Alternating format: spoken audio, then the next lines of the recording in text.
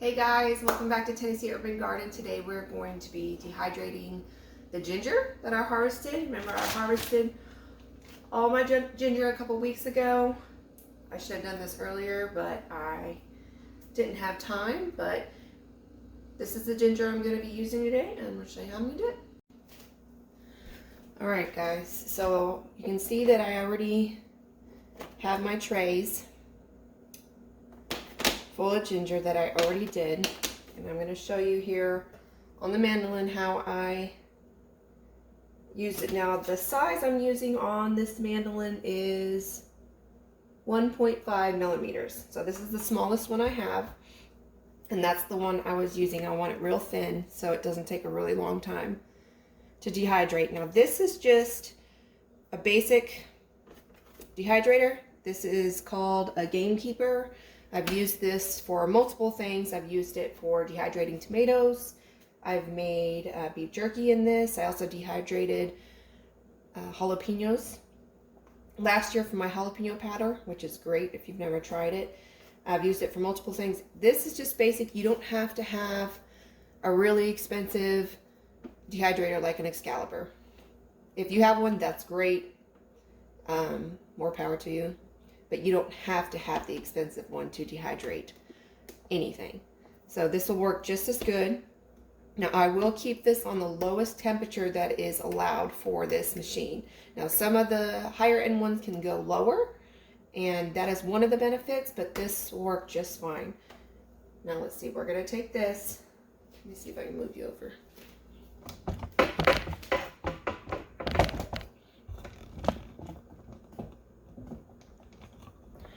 Now really, you should practice safety, because I'm going to use this without my guard, but I'm not going to go all the way down. I'm just going to go about halfway down and show you how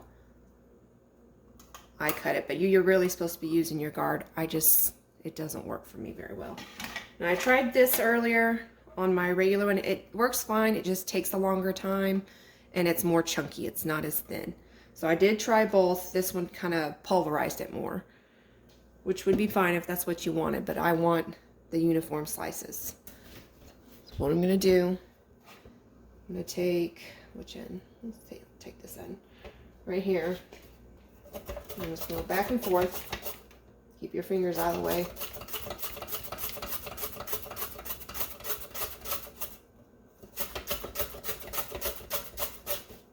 All right, now you can see, kind of looks like a spoon or a misshapen pear. But I'm gonna take these and just lay them in. That's what I did with the rest of them. Just gonna set them in, and I'm gonna fill the rest of this up. This should be enough. I mean, it doesn't take a lot. I probably used 3 gingers, and they weren't very big. And you can see how straight it is, because the mandolin's much sharper. And it's just better in my opinion. This is what the other one did. It pulverized it more. So, and I'm going to keep all of my ginger bits that I didn't get to use, and I'm going to save that so I can make some stuff, other stuff out of it. But this is not bad.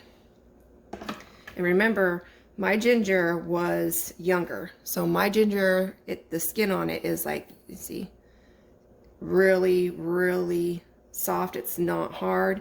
Now if you have older ginger, you will have to peel it, but mine was young, so I don't have to peel it. I mean, I could, but it's not necessary. But I'm going to get all of these onto there. All right guys, this is what it looks like. You put the lid on. Now this one, let's see what it goes to.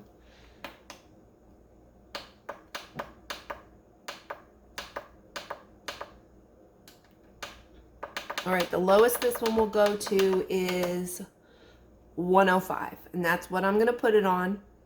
And I'm going to put it on for 3 hours.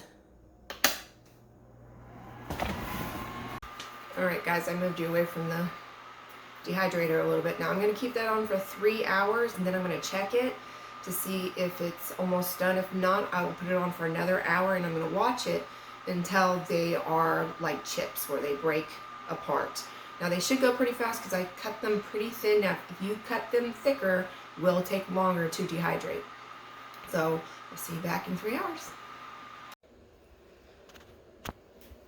Okay guys, you can tell that they shrank down a lot. Now this has been going for 4 hours. I came back at 3 and it still wasn't really dry, but I let it go. Now you can tell because it's like a, you can see this.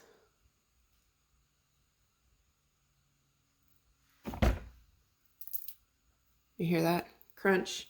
So these are ready, and I'm gonna let these actually dry or sit and cool down for about 15 minutes or so, and then I'm gonna take all the little pieces and put it in my plastic little container I have here. Now you can tell that you don't get a lot from this. That's why you have to shred a lot. I'm going to shred some more and start another batch. Alright guys, it's the next day. This was 2 batches of dry ginger. I have more, I just didn't do more yesterday. I'll probably end up doing more today or tomorrow. This is 2 batches. Now I'm going to make ground ginger. I like to use it during the winter. Now this is just a basic, this is what I'm going to use. This is just a Mr. Coffee small little grinder. I bought this at Walmart. I've had it for a really long time. It doesn't grind a lot at once, but it works. I use this to grind a lot of stuff. Now here I have my food saver stuff. Now this is from Walmart also. I found it at Walmart. This is to seal, vacuum seal my jars. Now I bought this, I think it was on Amazon, and this one I bought at Walmart. I don't know if they have these in stock anymore. It was before the whole pandemic hit. So I have this, and I'm going to grind up my powder, put it in a mason jar, because that's what I have, a clean mason jar, and then I'm going to vacuum seal it. You can hear it. So I don't have the big vacuum sealer, but this works just as good. This is what I use to vacuum seal all of my stuff, and it works just fine. And also another option, if you want to put one of the food grade desiccant packets inside any of your stuff, you are more than welcome to do that. If I wanted to leave these like this, where I could just throw them in some teas for the winter or whatever, if I was cooking, I just want to throw a handful of these and let them rehydrate, that would be good for these, to use it for that. But you can also put it in other stuff that you vacuum seal, like rice or beans, stuff like that. So these are good. I bought these off Amazon, and these are food grade. We're going to get going on the ground ginger. Alright, I'm going to take dried ginger. Oops, dropped a couple out of there. Fill this up.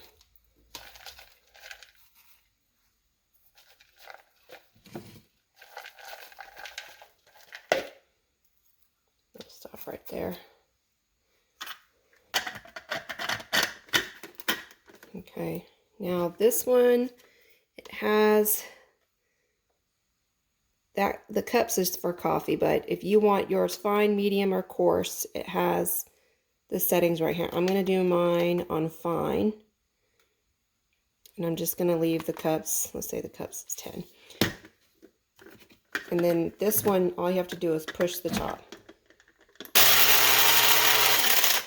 See? Coffee grinder, it works. And you pulse it a couple times just to get the bigger pieces to the bottom.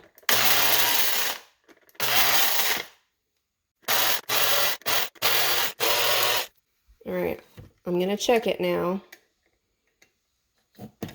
Now it is a powder in there, you can see it.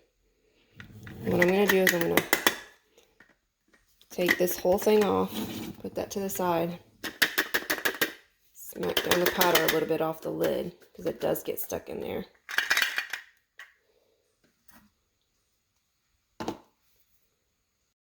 All right, I got a bowl to put it in because I'm going to have to spoon it in here. I don't want it flying all over the place. So I'm just going to dump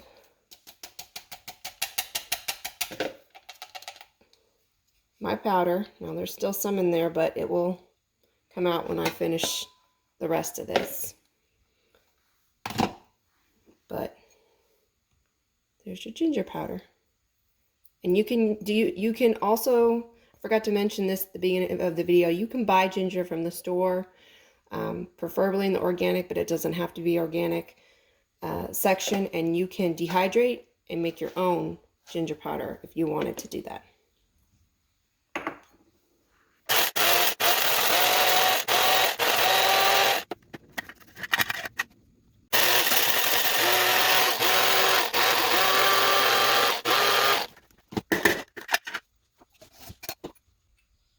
All right, this is how much ginger I got out of that entire plastic tub that I had. This is what it made. Now, a lot of people say this is enough, and some people say that's not enough, but ginger is very strong, and you don't want to, some people don't like it very strong. They just want a little hint of it. So you don't really use a ton of ginger unless you cook with it every single day. But, I mean, this is a good amount of ginger, and this is probably where I'm going to stop. And then I'm going to dehydrate some more, and then leave them in the dehydrated whole pieces to keep for our teas and stuff. Now, I have a lid here. This is a reused lid. I don't know if you can see it. There was marker on here saying cherry tomatoes. I keep my lids if they're not too badly damaged when I pop them off. You can see where it's just bent just a tad right there. But these are good to use for when you are vacuum sealing. Now, I probably won't vacuum seal this. Now, when I do my dehydrated pieces, I will vacuum seal it. But these are just as good to use. You don't have to use a brand new lid. If you're worried about it, you can let this soak in like boiling hot water for 15-20 minutes and then clean it and see if it loosens up the ring some. But these used lids are great for vacuum sealing. But if you do vacuum seal, you might want to just wipe the rim of anything that was on there and then put it on. Now, if you are vacuum sealing, you can vacuum seal powders. Some people say you cannot. You can. It's just harder because when the air is being sucked out, some of the powder gets sucked up and underneath the rim. But you can do it. Usually put like a piece of wax paper or something down in there to try to hold the powder down. But if you are vacuum sealing, I have the regular size mouth. You just put it on like that, and then you would use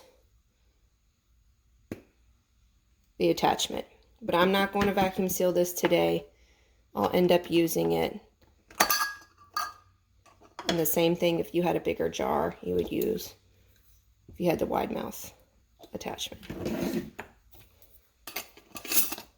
So this is I'm gonna label this and put it up in my cabinet for future use. All right, guys, that concludes the how to make your own ginger powder. Remember, it's not hard, and you don't have to just use organic. If you don't have access to that, then you're more than welcome to use the other one. It's all personal preference anyways. Remember, when you store this, store it out of light and up somewhere where it's darker in the cabinet and cooler, and it can stay for a long time. And if you want to, you can also vacuum seal these if you know you're not going to use it right away and the freshness should stay for a long time. Remember, you also have the oxygen absorber packets that you can put in there, like on top, like remember when I said powder, when you do powder of any type that you are vacuum sealing, try to put some wax paper or something to push the powder down, and you put a oxygen absorber on top of that. So get out and try, and I'll see you guys next time. Bye.